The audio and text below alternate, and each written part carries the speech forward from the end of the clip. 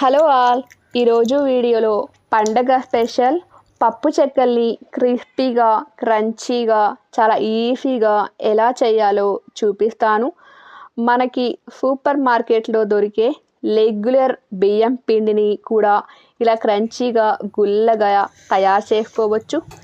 ఈ ప్రాసెస్లో గనక చేస్తే గంటకి 100కి పైగా పప్పు చెక్కల్ని చేసుకోవచ్చు.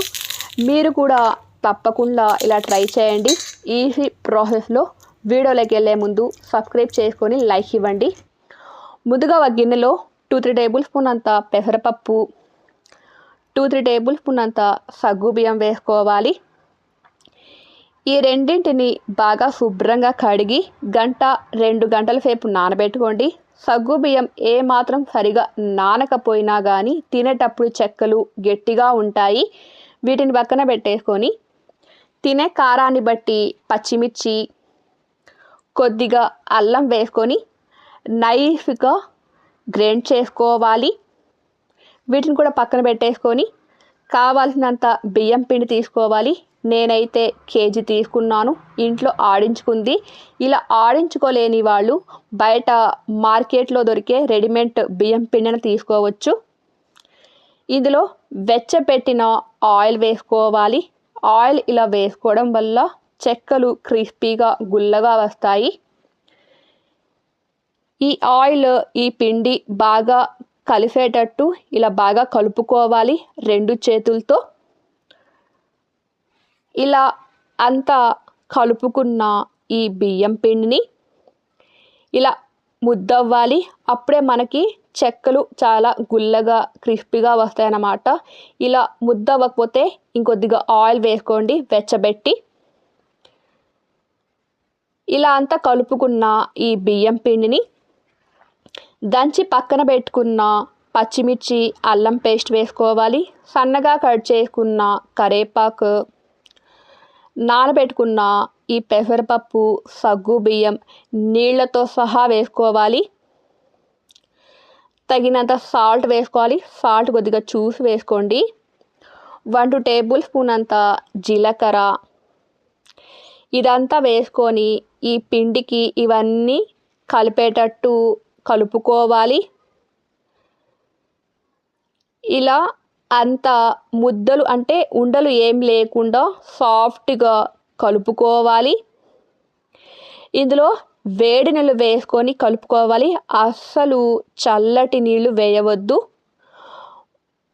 ఒకేసారి నీళ్లు మొత్తం వంపేయకుండా కొద్ది కొద్దిగా వేసుకొని కలుపుకోవాలి.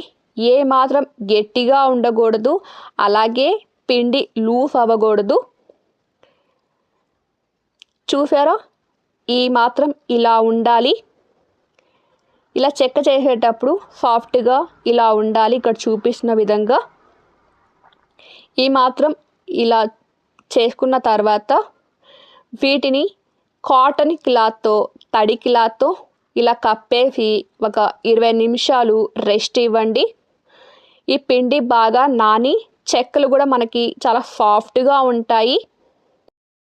20 నిమిషాల తర్వాత క్లాత్ మొత్తం తీసేయకుండా సగం వరకు తీయండి.